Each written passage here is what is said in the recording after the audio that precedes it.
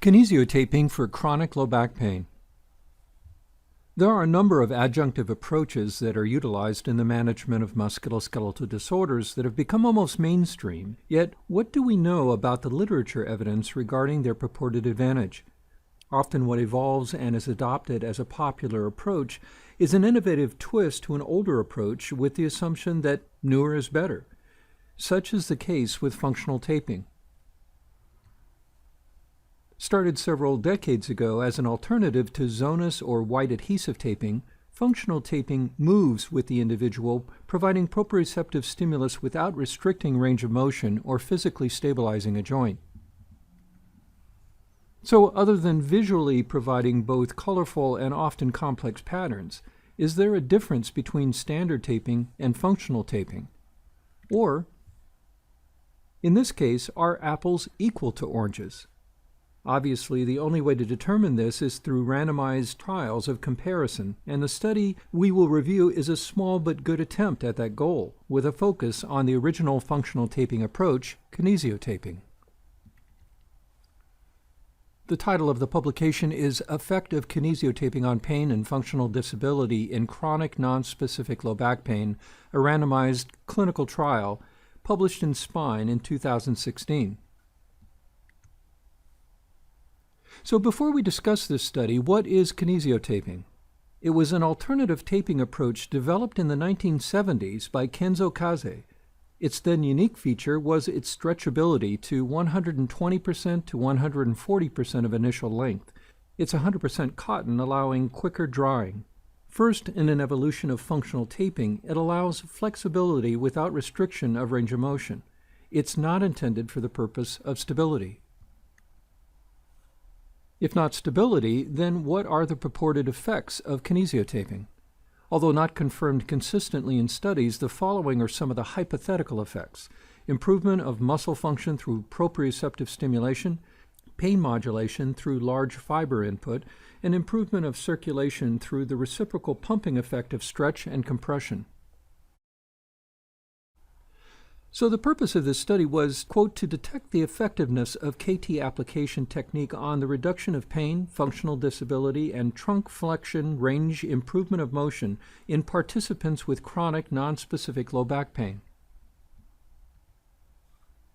It's unique in that assessment and KT application were conducted in the physical therapy department at Al Nakil Medical Center in Saudi Arabia using certified therapists in kinesiotaping.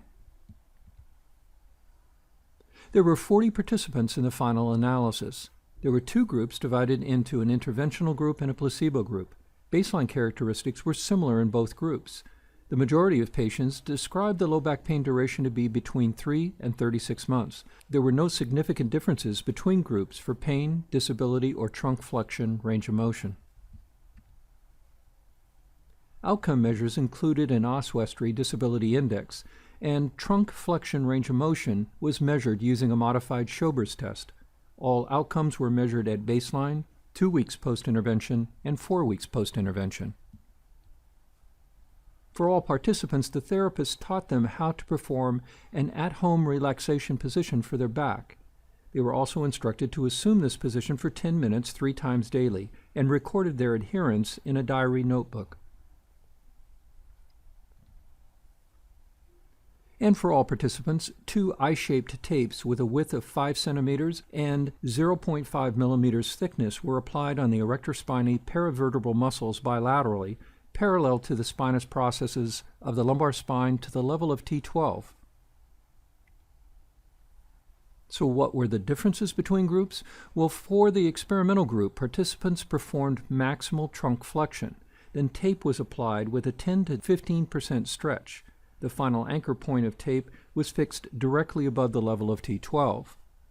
And in the placebo group, participants were in a standing position, then the tape was applied with no stretch.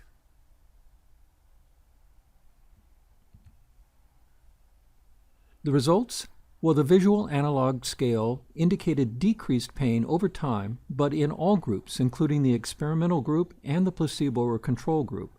However, pain intensity improved in favor of the experimental group by a mean difference of 2.05 points on the VAS at 2 weeks, maintained at the 4-week follow-up.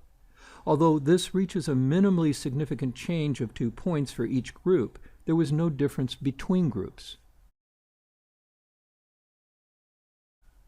For disability measured by the Oswestry Disability Index, 10 points was the threshold for clinically significant change, which was found in the experimental group. However, the researchers estimated that the ODI mean differences between groups was only 5.6 points. Trunk flexion range of motion improved more in the experimental group compared to the placebo group, with a mean difference of about 0.7 centimeters at both 2 and 4-week post-intervention. However, this difference falls within standard measurement error variation ranges. So what do other studies and reviews report on functional taping effectiveness for low back pain? There's mounting evidence being reported. Here's some recent examples. As a whole, these studies represent at best minimal differences between groups.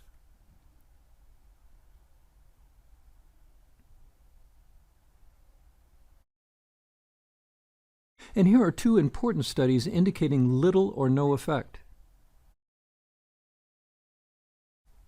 And finally, as a general overview, here's a recent systematic review entitled Kinesiotaping in Musculoskeletal Pain and Disability that lasts for more than 4 weeks. Is it time to peel off the tape and throw it out with the sweat? This was published in the British Journal of Sports Medicine in 2015. They conclude kinesiotaping is superior to minimal intervention for pain relief. However, the evidence does not support that kinesiotaping is superior to other treatment approaches to reduce pain and disability for individuals with chronic musculoskeletal pain. Of course, those that see in this study a specific taping approach will claim that their unique pattern of application would result in a more profound effect, or those that use some variation of kinesiotape that have since come to market will claim that they are superior to kinesiotape. These are legitimate proposals, but this study is not intended to extrapolate beyond kinesiotaping and the selected pattern of application. Those who believe they have a better approach and feel that they have seen significant effects should participate in the design of more studies. And manufacturers of alternatives to kinesiotaping are apparently quite profitable, so perhaps investment in randomized controlled trials comparing their product to kinesiotaping or other approaches should be funded. Back to the apples and oranges statement at the beginning of this presentation. We do know that both groups responded to taping, just not a clinically significant difference between the groups. This then begs the question, is the supposed placebo taping, that without tension, really placebo? And is the effect seen with functional taping resulting from the hypothetical stretch application or simply from the stimulus of the tape itself, regardless of stretch?